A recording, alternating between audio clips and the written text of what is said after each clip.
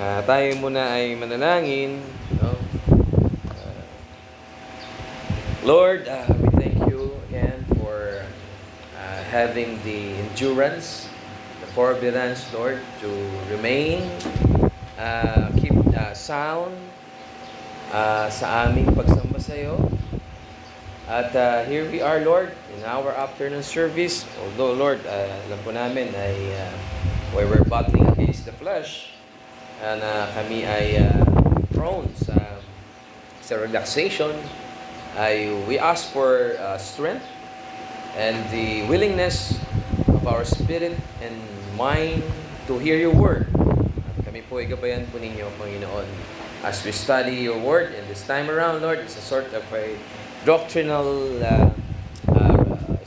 reflection coming from your word, Lord, na aming mapapakinggan, and it will help us to grow in faith and knowledge of our Lord Jesus Christ, and nourishment, doctrinal nourishment on our part, Lord. We ask for your for guidance and wisdom from you. This we pray in the name of our Lord Jesus Christ. Amen. Amen. Sige. Of course, very recent lamang, no, ang yung issue sa Senado, Senate, ang tawag nila Senate Leaks, because of the drama, intrigue, and controversy besetting and affecting the Senate. Alam nyo naman yan, kahit na hindi politiko, kahit pangkaraniwang tao, may nangyayari doon sa Senado. And the debate ay yung sino daw yung may hawak ng control ng Senate, na nagkaroon ng quorum enough to replace the officers of the Senate, not, of course, admittedly, not the Senate President, kundi yung mga Senate officers like yung Senate President for temporary. Meron ba talagang quorum? Kasi 12 lang yung mga senators, no, na nasa Gatchalian block, at yung the rest ay 11 lamang sila kasi ay wala na si Senator Estrada and si Senator De La Rosa. So, ang quorum ba talaga ay 12? Kasi ang quorum talaga na ating maintindihan ay 13 kasi 20, yung quorum is majority plus 1. 50% plus 1. So, ang quorum ng 24 ay 12 plus 1, which is 13. So, enough ba yun para mag-transact ng business? Or, kailangan yung quorum ay kailangan na yung lahat ng senators na 24 at i-divide mo sa half plus 1. 24 plus 1, 13. Ang stand nila Gatchalian, no, nila Soto Group, yung 12 ay enough na. Kasi nga, may isang desisyon ng Korte Suprema na hindi isinama doon yung senator na nasa ibang bansa at yung senator na may sakit. Kaya sa noong 1949 na desisyon ng Korte Suprema ay kinilala ang 12 senators to be the majority, to be the quorum. So I hope you're following the issue, no? So ngayon, meron din tayo rito sa ating buhay pananampalataya na issue yung all, no? Totoo ba na ang Panginoon ay gustong iligtas ang all na tao, ang lahat ng mga tao? At meron tayong text na babasahin diyan mamaya that will seemingly show na gusto ba talaga ng Diyos na maligtas ang lahat ng tao? Ligtas ba talaga ang lahat ng tao? Ang lahat ng tao ay anak ba ng Diyos? So, yan ay yung universal principle na nagsasabi, ang pagkamatay ng Panginoong Jesucristo para sa lahat. At gusto ng Diyos na maligtas ang lahat ng tao. So, sa 2 Timothy natin yan pag-uusapan sa chapter 2, or rather, I think, 1 Timothy chapter 2 ang naging issue na yan, na di umano ay ang Diyos ay gusto niyang maligtas ang lahat ng tao. Naniniwala ba tayo rito? Tama ba to? No, so yan din 'yon. Hindi rin na maintindihan ng iba, tulad ng nangyayari sa Senado, na yung all na 'yon, hindi naman talaga all people. But all of the elect, eventually maintindihan natin, all of God's children, yung sinasabi na gustong maligtas ng Panginoon. At yun ay basahin natin ng Romans chapter 9 just to show. We survey the passages from the Bible that we show that salvation is not for all. Hindi lahat ay gustong maligtas talaga ng Diyos. So, kung nandyan kayo sa inyong mga Bibles, ay basahin natin ang Romans chapter 9. Punta muna tayo sa chapter 9 ng Romans. And we read verses 11 to 13, and next is verses 15 to 18. Okay? Narin na kayo sa Romans chapter 9. At itong chapter na to ay very controversial kapag you're universalist, with respect to salvation. And this is our main source na ang Panginoon talaga ay merong gustong maligtas. Hindi lahat. Okay? Hindi lahat ng tao. Sabi sa verse 11 to 13 sa Tagalog,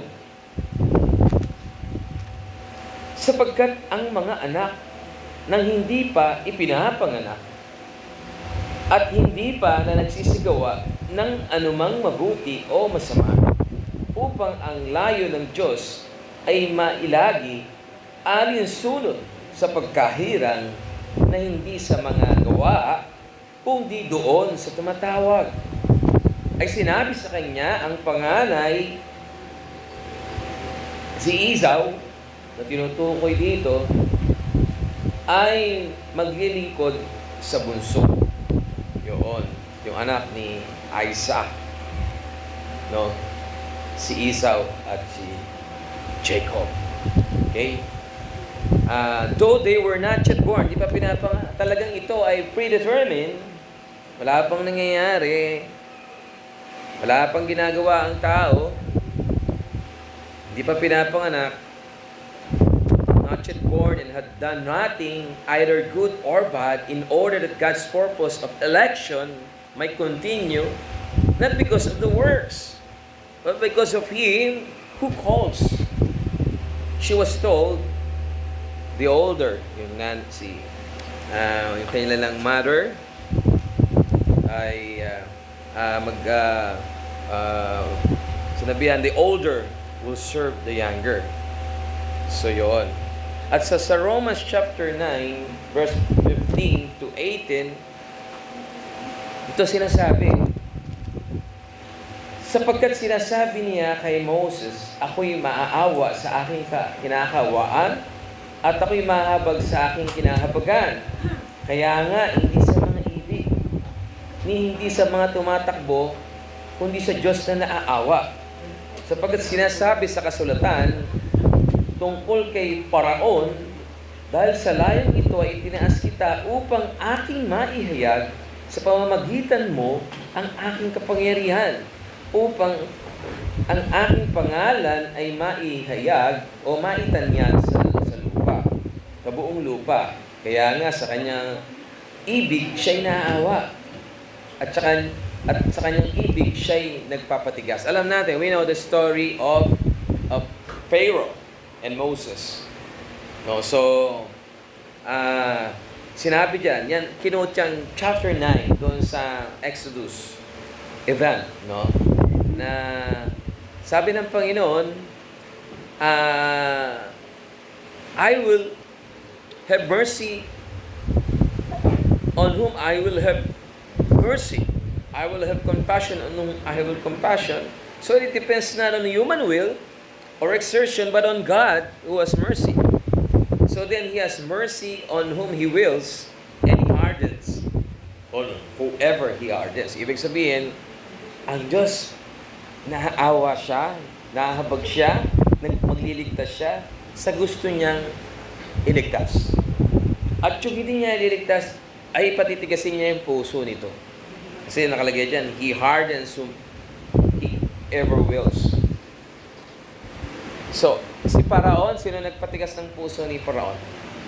Although may nag-argue, kasi may verse din doon, na si Paraon, pinatigas niya yung puso niya sarili. Pero overall, maraming mga talata doon, na ang nagpatigas sa puso ni Paraon, ay ang Diyos. Kasi ang Diyos, ang magbibigay ng awa, ng habag sa tao. No? Hindi dahil may gagawin pa ang tao, kaya siya maaawa.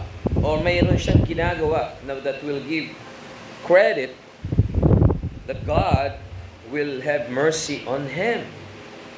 So sabi doon sa Romans 9:21-23, tulad ng potter and the clay. So, yung bang magpapalayok ay maghuhubog ng isang palayok at yung palayok na kanyang huhubugin ay aangal sa kanya kung anong itsura at anong klaseng palayok ang magiging siya. So that's how we easily understand ang ating kalagayan sa harapan ng Diyos. Sabi doon, has the Father no right over the clay? Meron bang kapangyarihan, no, ang magpapalayok sa palayok, sa putik? Tama, di ba? Meron. To make out of the same lump one vessel for honor or honorable use and another for dishonorable use. What if God, desiring to show His wrath and to make known His power, has endured with much patience vessels of wrath prepared for destruction, and in order to make known the riches of His glory for vessels of mercy, which is as prepared beforehand.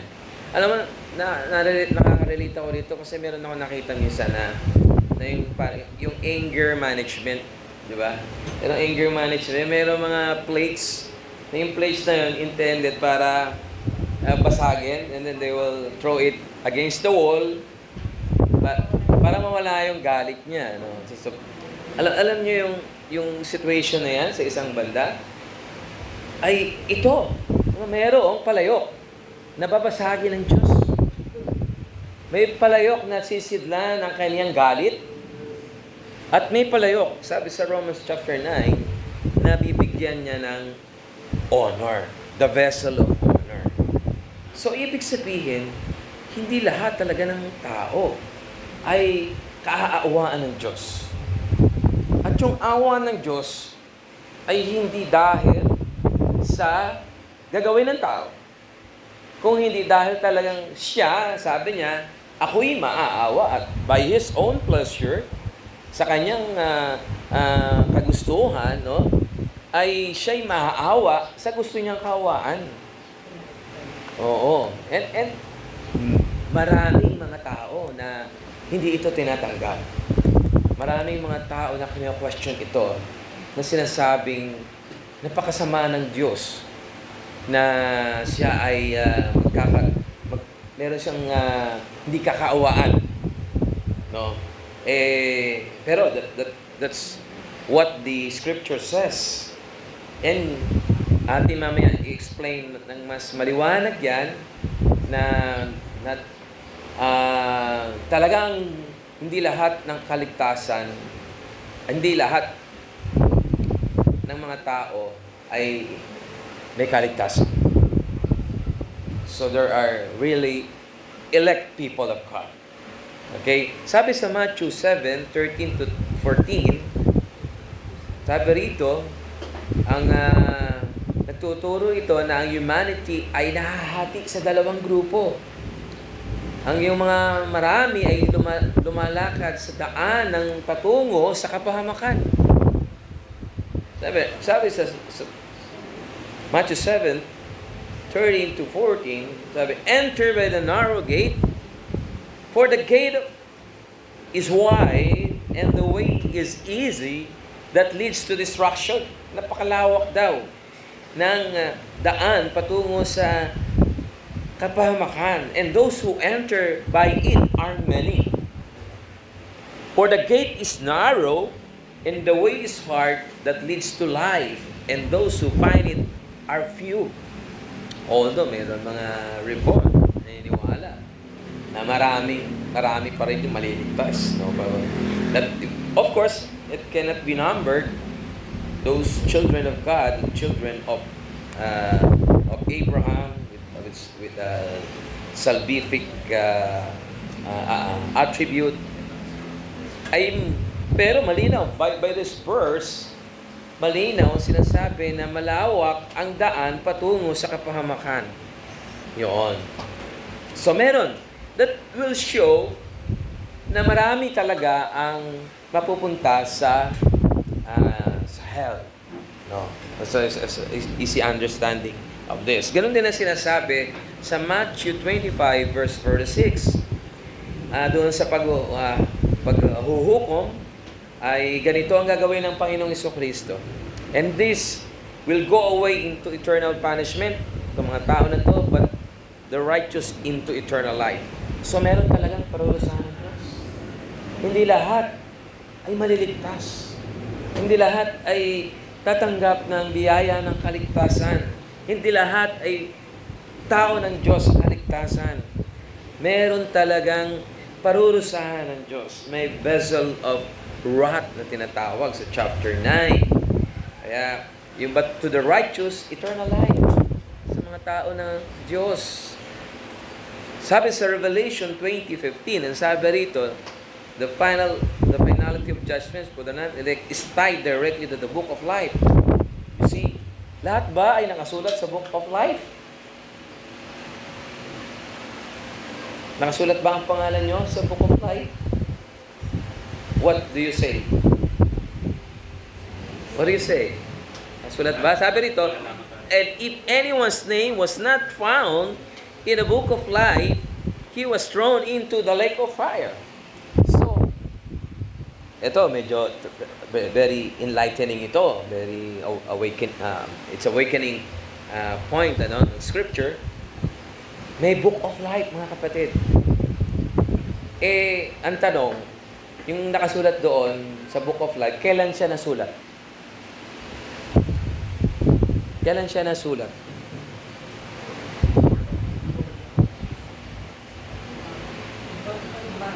Before the foundation of the world. So it was, yung bang nasulat doon, ay although meron isang controversial verse na the name will be blotted out, pagka ganito daw ginawa. So, but of course, it's a different essence, no? Yung bang nakasulat doon, mababago ang name niya. Ang Diyos pa ay magsusulat ng kaniyang mga tao. Tapos eventually, ay, nagkamali ako kasi parang hindi naging maganda ang performance ni brother ganito, ni sister ganito. Tatanggalin ko siya sa aklat ng buhay. Pwede ba yun?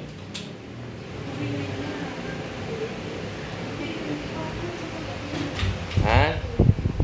So, mamaya, i-ano natin, i-expound natin yan, and then you will realize what will be your answer. Okay. Ganito. Yung sabi sa Ephesians chapter 1, verses 4 to 5, ang sabi, even as He chose us in Him before the foundation of the world, that we should be holy and blameless before Him, in love, sa pag-ibig, He predestined us for adoption to Himself as sons through Jesus Christ, according to the purpose of His will. This text would prove na before the foundation of the world, we were predestined to become adopted children.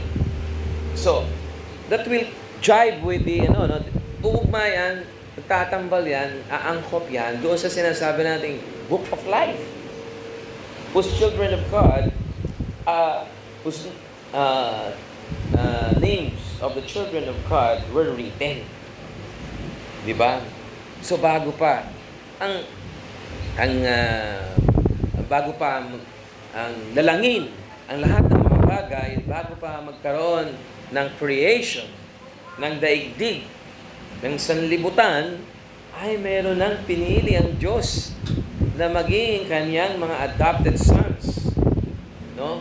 Sabi sa 59 ng John 15:19, if you were of the world would love you as its own, but because you are not of the world, but I chose you out of the world. Therefore, the world hates you.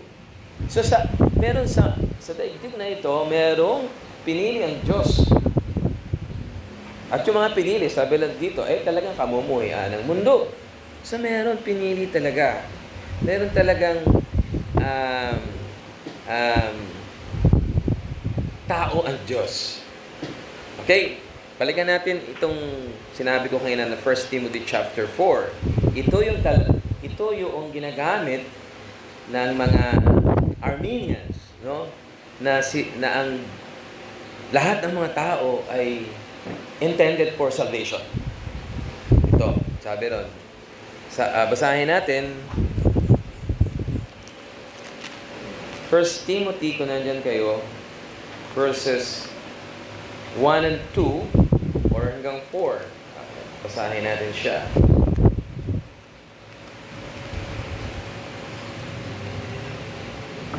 Unang-una sa lahat ng mga bagay ay naaral ko na manalangin, mamagitan, at magpasalamat ng patungkol sa lahat ng mga tao. Ang mga hari at ang lahat ng nasa mataas na kalagayan upang tayo'y mga buhay na tahimik at payapa sa buong kabanalan at kahusayan.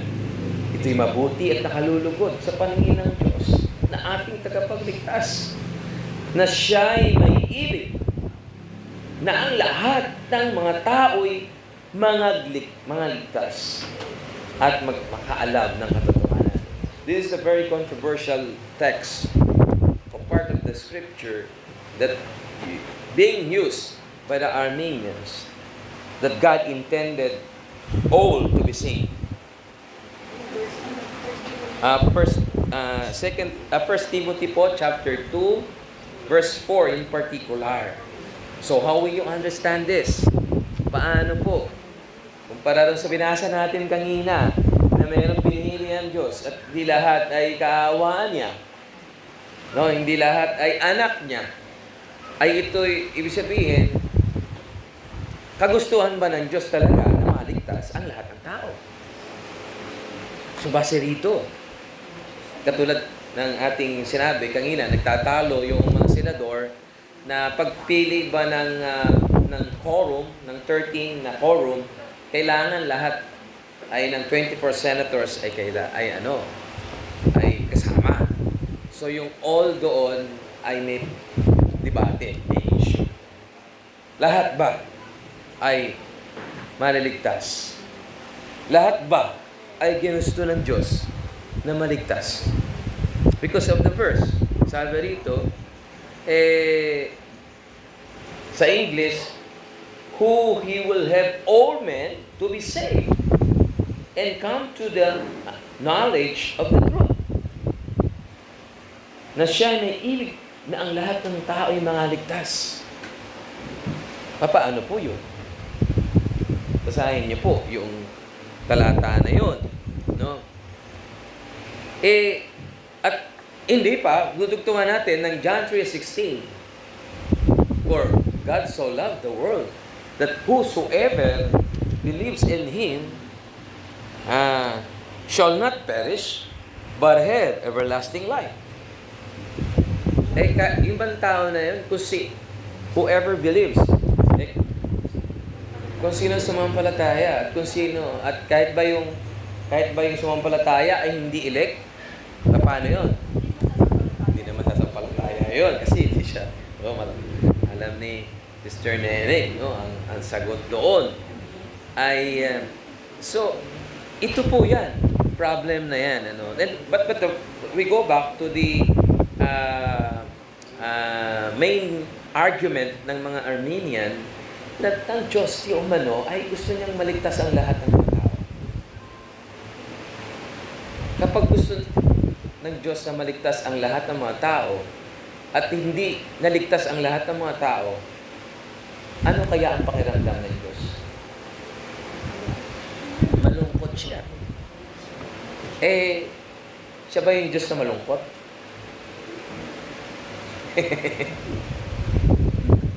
Dahil merong hindi naligtas at merong hindi maliligtas.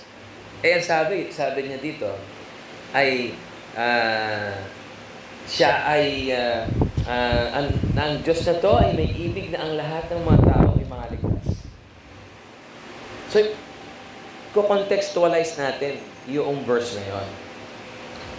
Yung maliligtas na gusto niyang ipanalangin doon ay yung mga hari, no? Base rin sa mga naunang verses, and all who are in high positions. Yung mga Jews na nasa tinutukoy nila doon sa ni Paul doon sa verse na iyon. At hindi iyon I explain it in this way. Na parang iniisip ni Pablo yung maliligtas to kasi ang mga Israelites ay iniisip nila sila lang yung maliligtas. Okay? Sila lang. Technically, ang chosen people lang iniisip nila yung Israelites. Pero dito, ang paliwanag ay meron ding hindi mga Jews, mga Israelites na maliligtas. Kaya yung all men doon na mga it refers to the mga Gentiles na elect. In other words, kasi nag-i-introduce na si Pablo na kayong mga Israelites, hindi lang kayo ang ligtas. Hindi lang kayo ang mga anak ng Diyos. Meron din mga hindi yung mga Gentiles, mga hindi Israelites na ligtas.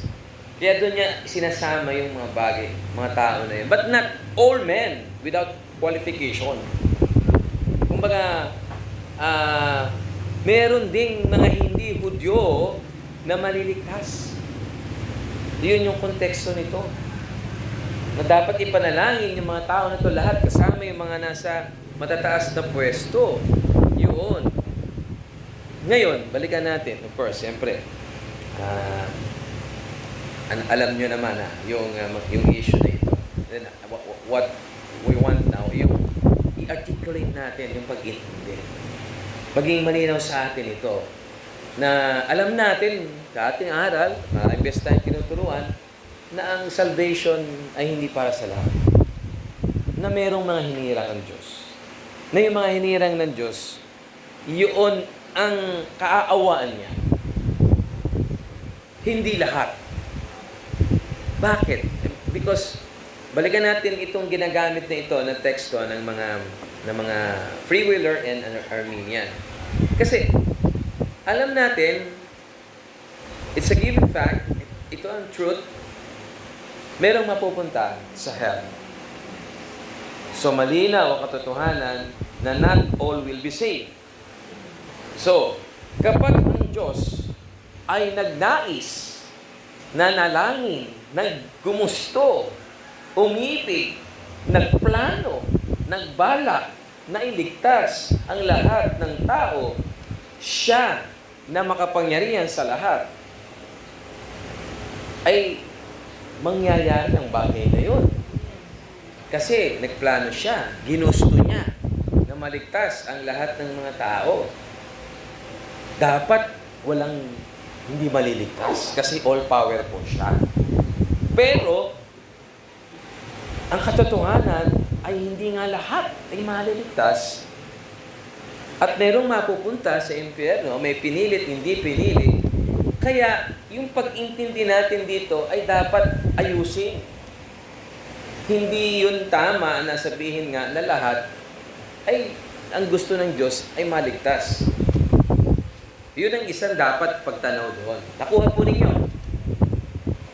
Kasi, para hindi magkaroon ng kalituhan, iibahin natin, yung pag-intindi natin dito ay iibahin natin. Kasi against sa truth yun. So, ibig sabihin, may tamang paliwanag doon. Kasi kung ang Diyos ay yun nga, naggumusto na ang lahat ng plano na ang lahat ng tao ay maligtas, at hindi naman naligtas, siya yung Diyos na hindi makapangyarihan sa lahat. On. Pero tandaan po natin, yan po ay ginajustify ng mga ibang mga pananampalataya na kaya naman gusto. Ito, isang paliwanag, no? Ang Diyos talaga ang gusto niyang maligtas ng lahat. Di umano. Lahat ng tao. Kaya lang, di umano, may free will ang tao na umayaw sa Diyos. At walang magagawa ang Diyos kapag yung free will mo ay in-exercise di umano, at tinanggihan mo ang Diyos, at di mo siya pinili, ang kaligtasan, wala raw di umanong magagawa ang Diyos. Tama ba yun? Mali. Bakit? Makapangyarihan kasi ang Diyos. Yun ang aral ng free will na hindi katanggap-tanggap sa isang Diyos na makapangyarihan sa lahat. Totoo ba yun? May ganun ba talagang sitwasyon na ang Diyos gustong iligtas ang lahat ng tao, dahil di umano sa iyong free will na tanggihan siya dahil ayaw mo ng kaligtasan, walang magawa ang Diyos. Kung hindi, tanggapin na lamang katotohanan na ayaw mo sa Kanya. So yun. Ibig sabihin,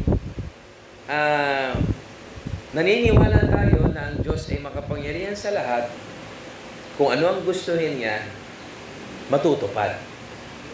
Naniniwala tayo dahil siya makapangyarihan sa lahat, bago palalangin ang lahat ng mga bagay, meron na siyang piniling mga tao. At yung pinili niyang mga tao niyo sa ating pinasa, ay wala pang ginagawa. Hindi pa ipinapanganak. Pinili na niya.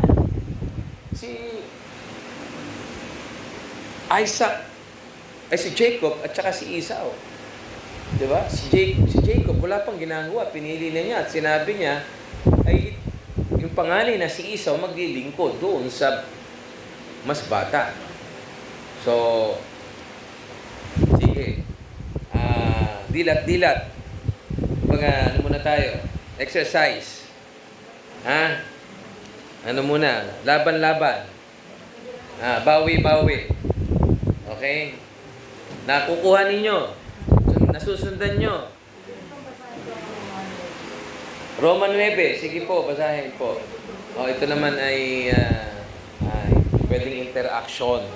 Ano po ang Diyos ay pinitig na inayat ang kanyang kagalitan at ipakilala ang kanyang kapangyarihan ay nagbilis ng malaking pagpapahinubod sa mga sisiglan ng galit na naghahanda na pagkasin. So, patunay po yun na mayroong vessel of wrath, sisiglan ng galit ng Diyos.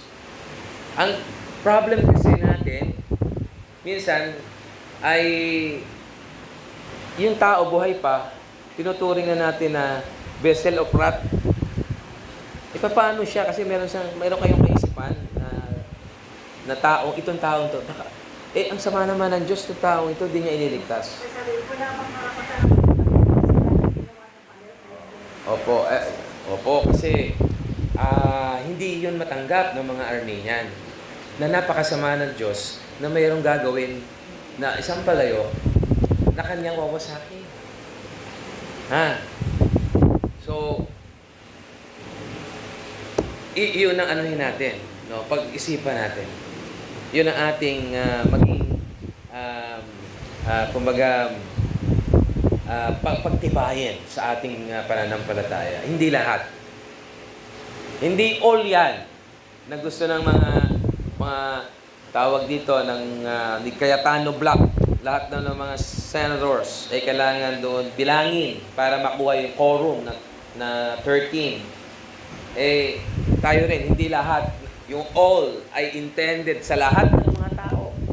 Yung all sa Bible, pag may nabasa kayo rito all, yun ay all of the people of God. All the elect. Yun po yun. Huwag kayong malilito ron. Kasi, tandaan natin, tinuturo natin na ang aral ng Biblia, ang mga katuruan, ay nakaangkla lagi sa kaisipan na ang Diyos ay makapangyarihan sa lahat.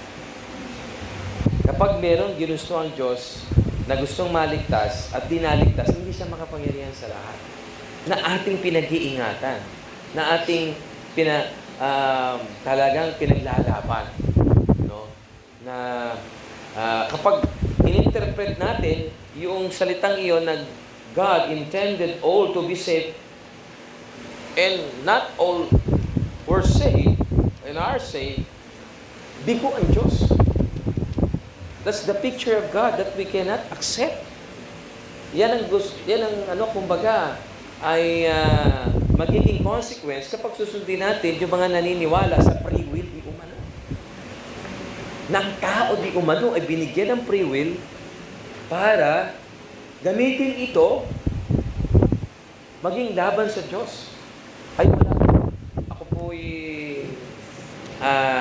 siyempre, kanina na pinag-aralan ni Pastor na talagang tayo veiled yung kaisipan ng mga ng tao. No? Meron takip. Hindi talaga naiintindihan. Hindi talaga tunay na nakakakilala sa sovereignty of God. Meron, tatanggalin yan ng Panginoon yung takip na yan. At talagang ikuquicken ka, i-regenerate ka para maintindihan mo kung sino siya. So, na talagang sovereign siya. Kaya,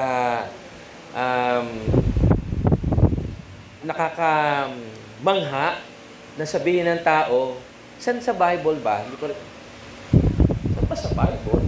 Na binigyan din muna tayo ng free will, at yung free will na yon ay hindi na kayang bawiin ng Diyos at hindi na kayang galawin. Wala po sa Bible. Ay, kaya lang, mali ang intindi nila because they were blinded. Their mind was veiled. Hindi nila maintindihan because blinded nga sila. Yung absolute. Pero naniniwala, katulad ng pinag-aralan natin ng umaga, naniniwala silang may Diyos. Tandaan po ninyo, kapag naniwala ka sa Diyos ng Israel, wala namang ibang Diyos sa buong mundo na ang kanyang karakter ay absolute and sovereign God.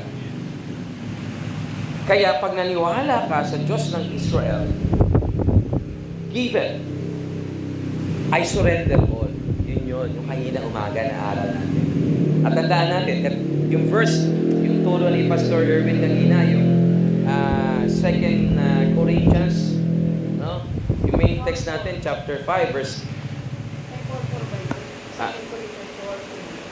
chapter 5 kanina, yan.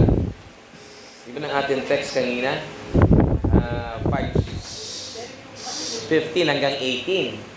Di ba? Na sino yung tao ron? Hindi, akala lahat. Balikan natin yung ating text kanina. Sabihin ni Pastor Erwin, nakalimutan na natin. Oo. Di ba? Sa 2 Corinthians chapter 5. Di ba? Oo. At sinabi ron ay for I verily 2 Corinthians chapter 5:15, no? Ito ang sinasabi, and that he denied, and that he died for all. Meron naman dito, he died for all. If you would kumbaga, easily accept it, parang intindihin mo agad, parang siya namatay para sa lahat. Pero meron doon na pinaliwanag. na rin kanina umaga, sino ba itong all na to? Sino ba siya? Di ba yung all people? Tama ba? He died for all people? No. Meron paliwa. That they which live should not henceforth live unto themselves. Ito yung mga tao ng mga nabubuhay na huwag nang mabuhay para sa kanilang sarili. Sila yung mga tao na nabubuhay, yung mga taong dinina yung sarili nila. Yung nagsinuko yung sarili nila. Sila yung mga tao na yun, yung mga tao na sinurrender ang buhay nila sa Diyos. Yun, doon namatay ang Panginoon. Not for all people, but all people who will deny themselves. All people who will carry their cross. All people who will follow Christ. Sa Matthew 16, verse 24, yan ang sinasabi. Kaya hindi talaga lahat ay merong pagkilala sa Diyos. Katulad ng ating confession, ano man sabi sa confession natin sa 1689, ano sabi? 5 minutes na lamang ay ating matatapos na. No? By the grace, sabi sa paragraph 3, chapter 3, by the decree of God, for the manifestation of His glory, some men and angels are predestinated or foreordained to eternal life through Jesus Christ, to the praise of His glorious grace.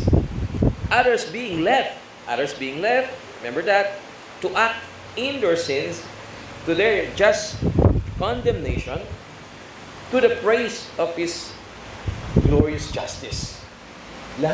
Meron talagang tao na dadalhin sa condemnation para sa ikaluluhati ng katarungan ng Diyos. Para sa ikatatanya ng katarungan ng Diyos. Meron talagang paparusahan para sa justice. Meron naman pipiliin because of love. Yung kanyang awa, yung kanyang mercy. So yun, mga kapatid, ay ating malinawan. To recap, not all are chosen by God to salvation. Not all are chosen by God that will receive mercy. Hindi lahat. Hindi lahat. Dahil yun ang makapangyarihang Diyos. Namimili siya. Nagpaparusa siya ng kanyang hindi pinili. Kahit na sabihin sa atin na masama ang Diyos ninyo. Yun ang, tandaan ninyo, yun ang pinakapuna, pintas sa atin na naniniwala sa particular redemption, particular limited atonement. Ang sasabihin, napakasama ng Diyos nyo. Meron siyang dadalhin sa impyerno na wala namang ginagawang masama, parang ganun no? Ay pero, tandaan natin, yung magpapalayok ay gumawa ng palayok na sisidlan niya ng galit. At ano yung kasi iniisip natin yung sisidlan ng galit, yung palayok na yon, namumuhay ng ayon sa kalooban ng Diyos, pero dahil siya ay sisidlan ng galit, wawasakin pa rin siya ng Diyos. Hindi po gano'n ang magiging buhay ng mga tao na sisidlan niya ng galit. Kaya wag po tayong malito. Wag tayong maging mabigat ang kalooban. Kasi wag tayong magbibigay ng pangalan. Kasi nagbibigay tayo ng pangalan. Ay, paano si ganito? Ang binigyan ng pangalan na malinaw sa Biblia, si Judas. Kasi nakasabad siya sa decree na si Judas talaga, ang papel niya ay ipagkanulo ang Panginoon. So, at yun talaga ay malinaw na nakatalaga sa kapahamakan. Pero sa atin, sa buhay natin dito, wala tayong kakayanan na isipin o malaman talaga na siya ay vessel of wrath. Although ang mukha lang niya parang vessel of wrath. No, hindi naman. Sorry for the word. No. Ano? Ina nga napapagal. Yung aking papahingahin. Opo. Sabi sa Matthew sa 6:44, yung mga ilalapit ng Diyos sa anak, yung mga tao na yon na gustong ng kapahingahan, yun yung mga tao na inilalapit ng Diyos Ama sa anak. 6:44 ng John. Hindi yun yung naniniwalang dahil sa kanilang paniniwala. Kung hindi, yan yung mga taong nagkaroon ng paniniwala dahil kinahabagan sila ng Diyos. Kinahabagan sila ng Diyos dahil kumbaga, binigyan siya ng awa, kaya sila nakakalapit. Dinadala siya ng Ama sa anak, sa Matthew 6:44, na itong mga taong ito na naghahangad ng kapahingahan. So, I hope nakikita niyo yung harmony na ang taong humihingi ng kapahingahan, na lumalapit sa Diyos, na sa Matthew 24, nagtitiis hanggang wakas, maliligtas. Nakapagtitiis sila kasi binigyan sila ng Diyos ng pagtitiis. Binigyan sila ng Diyos ng pananampalataya, ng paniniwalang lumapit doon sa anak. At yun ay galing sa gawa ng Diyos Ama na nagbibigay ng awat habag. Meron siyang tao talaga na ito na kakawaan niya at kakahabagan na mananampalataya at lalapit sa Diyos. At pasalamat tayo. Ano yung tanong kanina? Kayo ba yun? Sagot. Sa pananampalataya, sa awa ng Diyos. Sa habag at ng awa ng Diyos sa ating pananampalataya kay Kristo. Tayo ay naniniwalang tayo ay mga tao ng Diyos. Hindi sa pagmamalaki, hindi sa ating sariling gawa, kundi sa habag at awa ng Diyos. Yun. Doon natin yun pinangahawakan. Yes, kasi sabi sa Biblia ay yung mga tao ng Diyos ay iingatan niya hanggang sa huli.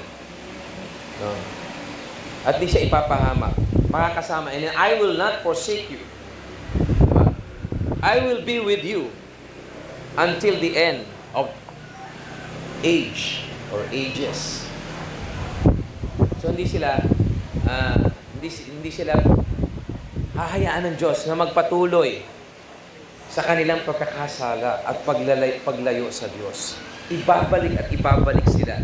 Kasi sabi nga, walang makapaghihiwalay sa atin sa Diyos. Sa Romans chapter 8, sa pag-ibig ng Diyos, walang makapaghihiwalay. Sa John chapter 10, verse 28, no man can pluck them out of my hands. Sabi, walang makakaalis. Yan. Si Soriano, sabi ni, alam mo sa paliwanag ni Soriano dyan? Oo nga, may ganyan. Pero, pagka yung tao raw gustong tumalon dun sa kamay ng Diyos, walang magagawa yung Diyos. Tingnan mo yung katuruan na yun. Kundi ba naman talagang ano? Di ba? Oo. Sabi, no man can pluck them. Napakalinaw na. Napakalinaw na ng verse. Out of my hands. Di ba? Pero mabaligtad rin pa ng mga ngarap. Sabi niya, oo. Paano kung gusto tumalon, umalis ng tao dun sa kamay ng Diyos? Wala raw magagawa ang Diyos. Because of the free will. Yan ang kamalian ng free will. Talagang, eventually, ikaw pa rin ang Diyos sa sarili mo. At ikaw pa rin ang masusunod above all other things. Yes. Oo, sabi.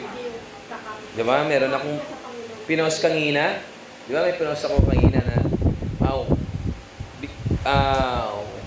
we're saved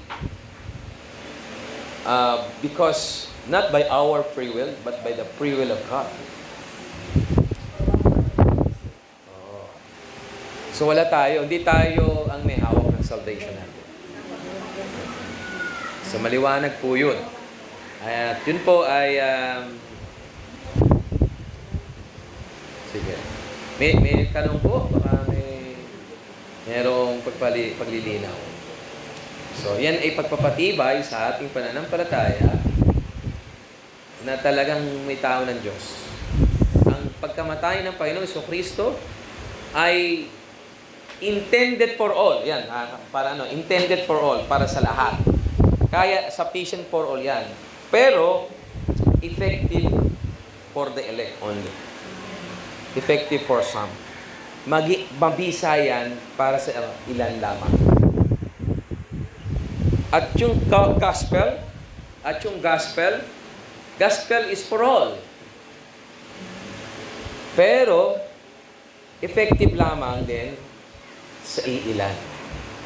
Kaya share ka alam mo, kahit, di ba, you understand this?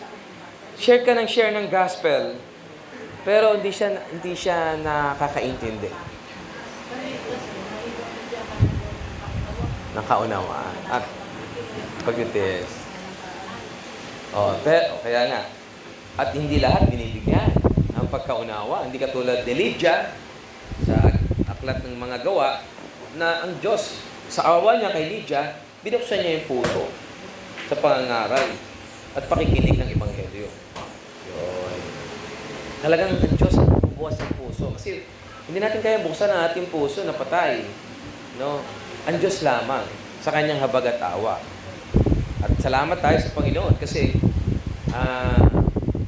tayo ay nakakilala ng biyaya at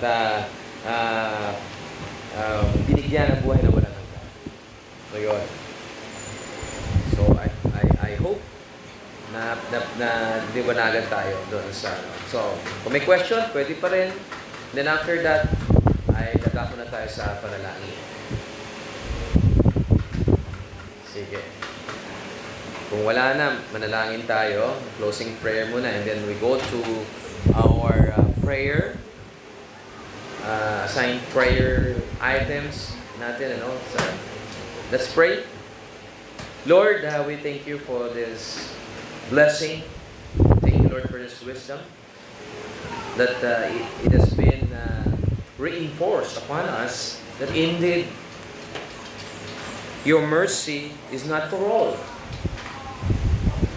Your grace is not for all. And we are blessed, Lord, to know that there are people who are elect, predestined by love to become your children.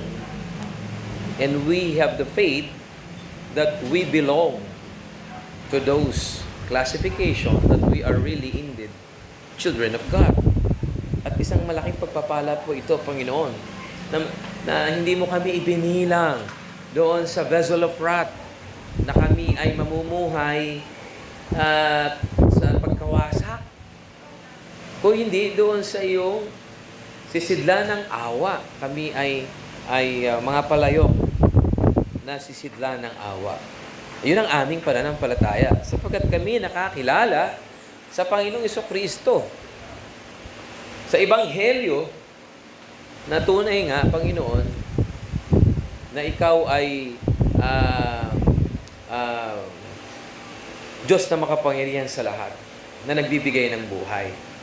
At salamat kami, Panginoon. Binuhay mo ang aming espiritu. You quicken us, but through the Holy Spirit, that we come to the knowledge of the Lord Jesus Christ, being our Lord and Savior. And without that quickening act of yours, that mercy, hindi po kami makakakilala sa iyo, Panginoon. Kaya kami nagpapasalamat na ibilang mo kami sa iyong mga tao, sa iyong mga anak. At ito po'y makatulong sa aming pananampalataya, sa aming paglago, tuloy na paglago sa iyong mga salita. Salamat po, Panginoon, sa pag-aaral ng iyong mga salita. Ito po ang aming dalangin sa tanging pangalan ng Kristo. Amen.